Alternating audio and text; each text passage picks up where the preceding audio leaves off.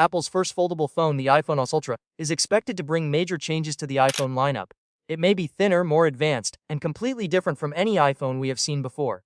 But one reported design decision is confusing many people. Why would Apple add a camera control button to a phone that already has very limited internal space? At first, it sounds strange. Leaks suggest the iPhone Ultra will be an extremely slim device. When unfolded, it may even be thinner than the iPhone Air, a phone already known for focusing on style and thinness. Building a foldable phone that's slim is a huge engineering challenge. Every millimeter matters. Inside a foldable phone, companies need space for batteries, cameras, speakers, motherboard components, cooling systems, hinge parts, antennas, and the flexible display structure. There is very little room left. That is why reports say the iPhone Ultra may not include Face ID. Apple is expected to remove it because the hardware needed for Face ID takes up valuable internal space. So if Apple is cutting features to save room, why add a camera button?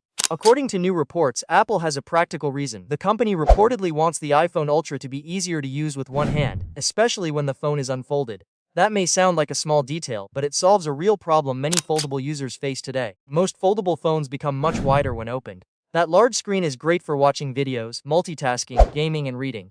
But when it comes to taking photos, the bigger size can be awkward. Many users need two hands. One hand supports the phone, while the other taps the screen to zoom, focus, or press the shutter button. It works, but it is not always comfortable or fast. Apple seems to want a better solution. The camera control button could allow users to take photos, start recording, zoom in, zoom out, and control camera functions without touching the display. That means you may be able to hold the unfolded phone with one hand and still capture photos more easily. And that could become a real advantage. Think about trail photos, quick street shots, recording a moment while walking, or taking pictures when your other hand is busy.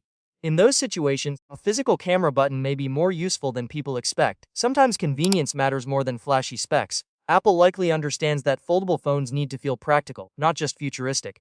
A foldable device can have amazing hardware, but if daily tasks feel awkward, users may lose interest quickly. This button may be Apple's way of fixing that before launch. It also shows Apple's usual approach to design. The company often removes something in one area to improve another. In this case, Apple may be sacrificing internal space for a feature it believes users will notice every day. That does not mean everyone will agree. Some people would rather keep Face ID than gain a camera button. Others may prefer more battery space or another rear sensor.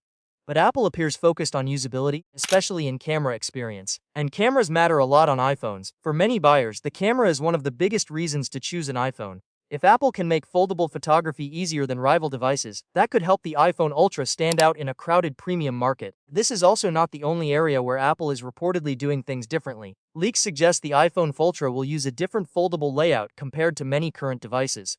That unusual design may have already influenced other brands to explore similar ideas. But hardware alone will not decide success. The biggest challenge for any foldable phone is software. Large screens need apps that scale well, multitasking that feels natural, and smooth transitions between folded and unfolded modes. If apps feel broken or unfinished, then the best hardware cannot save the experience. So while the camera control button is interesting, it is really part of a bigger strategy. Apple does not just want to launch a foldable phone.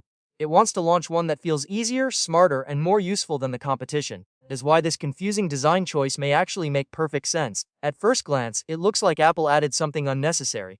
But in real daily use, it could become one of the iPhone Ultra's best features. Now the big question is simple. Will users love Apple's practical approach, or still prefer traditional foldables from Samsung, Huawei, and others? We may find out soon.